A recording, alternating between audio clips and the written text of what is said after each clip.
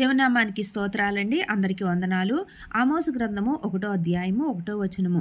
యూదారాజైన ఉజ్జియా దినముల్లోనూ ఇశ్రాయేలు రాజు యెహోయాషు కుమారుడైన యరొబాము దినముల్లోనూ భూకంపము కలుగుటకు 2 సంవత్సరములు ముందు ఇశ్రాయేలీయులను గూర్చి తెకోవలోని పశుల కాపరులలో ఆమోసునకు కనబడిన దర్శన వివరము. 2వ వచనమండి. అతడు ప్రకటించినదేమనగా, యెహోవా సియోనులో నుండి గర్జించుచున్నాడు, యెరూషలేములో నుండి తన స్వరము వినబడ జేయుచున్నాడు. కాపరులు సంచరించు మేత భూములు దుఃఖించుచున్నవి, కర్మేలు శిఖరము ఎండి పోవుచున్నది. 3వ వచనమండి. యెహోవా సెలవిచ్చినదేమనగా, దమస్కు 3 సార్లు 4 సార్లు చేసిన దోషములను బట్టి నేను తప్పకుండా దాన్ని శిక్షింతును. ఏలైనగా దాని జనులు పంట దూళ్లగొట్టు ఇనుప పనిముట్లతో గిలాదును నూర్చిరి. నేను హజాయేలు మందిరములో అగ్ని వేసేదను, అది బెన్హదదు యొక్క నగరులను దహించి వేయును. దమస్కు యొక్క అడ్డగడియలను విరిచెదను, అవెను లోయలోనున్న నివాసులను నిర్మూలము చేతును. బేతేదెనులో ఉండకుండా రాజదండము వహించిన వానిని నిర్మూలము చేతును. సిరియనులు చెరపట్టబడి కీరు దేశమునకు కొనిపోబడుదురని యెహోవా సెలవిచ్చున్నాడు. 6వ వచనమండి.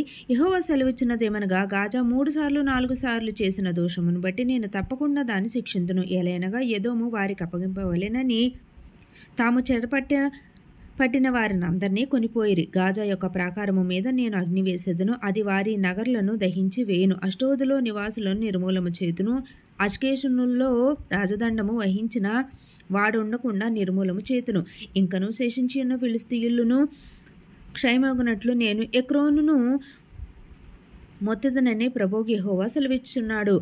9వ వచనమండి. యెహోవా సెలవిచ్చినదేమనగా, తూరు 3-4 సార్లు చేసిన దోషములను బట్టి నేను తప్పకుండా దానిని శిక్షింతును. ఏలైనగా దాని జనులు సహోదర నిబంధనను జ్ఞాపమునకు తెచ్చుకొనక పట్టబడిన వారినందరినీ ఎదోమీయులకు అప్పగించిరి. నేను తూరు ప్రాకారముల మీద అగ్ని వేసేదను, అది దాని నగరులను దహించి వేయును.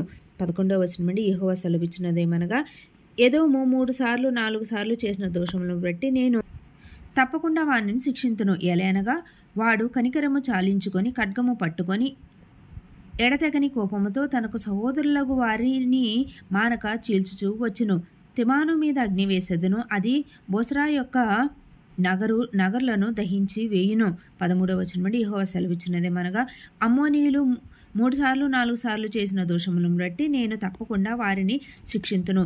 ఏలైనగా తమ సరిహద్దులను మరి విశాలము చేయదలచి గిలాదులోని గర్భిణీ స్త్రీల కడుపులను చీల్చిరి. రబ్బా యొక్క ప్రాకారము మీద నేను అగ్ని రాజబెట్టుదును, రణకేకలతోనూ సుడిగాలి వీచునప్పుడు కలుగు ప్రళయము వలెను అది దాని నగరుల మీదకి వచ్చి వాటిని దహించి వేయును. వారి రాజును అతని అధిపతులను అందరూ చెరలోనికి కొనిపోబడుదురని యెహోవా సెలవిచ్చుచున్నాడు. నెక్స్ట్ అధ్యాయం 2వ అధ్యాయం అండి.